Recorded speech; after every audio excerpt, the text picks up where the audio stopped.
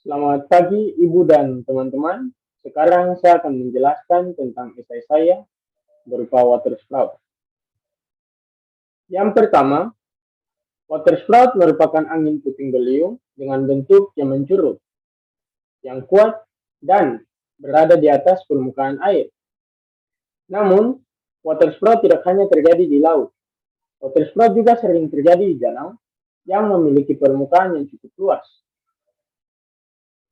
Saat terciptanya water sprout biasanya terhubung dengan beberapa jenis awan, seperti awan cumulus, congestus, awan cumuliform, dan awan cumulonimbus.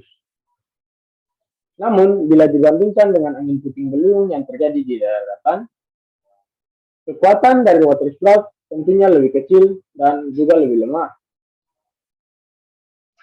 Water sprout sendiri biasanya terjadi di daerah tropis dan juga di daerah subtropis. Tetapi pernah dilaporkan bahwa water sprout pernah terjadi di Selandia Baru, Australia, Antartika, dan juga beberapa water sprout ditemukan di pantai timur Amerika Serikat dan pantai California. Seperti yang tadi saya bilang, water sprout tentunya tidak sekuat angin puting beliung. Namun tentunya water sprout dapat memberi dampak kepada lingkungan di mana perumahan-perumahan warga yang berada di dekat tempat terbentuknya pusaran water sprout dapat dirusak akibat anginnya. Water sprout sendiri memiliki diameter dari 30 hingga 50 meter dan memiliki durasi 1 hingga 2 jam sampai pusaran water sprout tersebut hilang. Water sprout tentunya tidak seberbahaya angin puting beliung.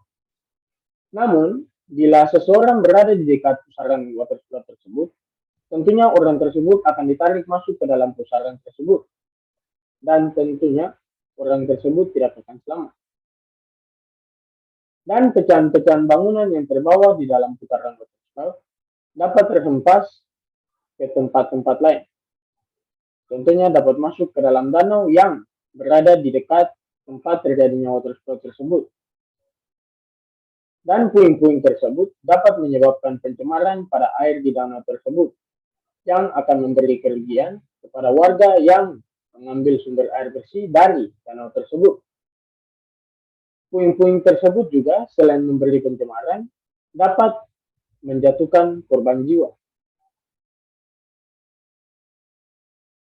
Kemudian dari masalah-masalah yang tadi sempat disebut, tentunya kita harus mengambil tindakan akan masalah-masalah tersebut.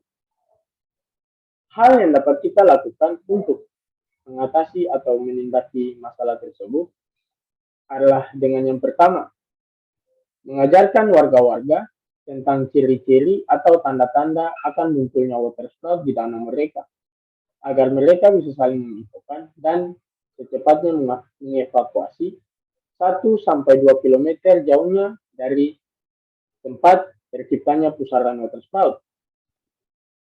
Selain itu, kita juga perlu untuk mengajarkan warga untuk membangun desa atau pemukiman mereka 1-2 km jauhnya dari tempat yang memiliki kemungkinan terciptanya water sprout. Hal ini dilakukan agar warga-warga dapat terhindar dari korban bencana water sprout dan warga dapat tinggal dengan tenang karena mereka mengetahui rumah mereka itu jauh dari pusaran angin yang kuat. Kemudian, untuk masalah dana, kita harus segera membersihkan danau tersebut agar tercegah dari dampak jangka panjang yang dapat terjadi di danau tersebut.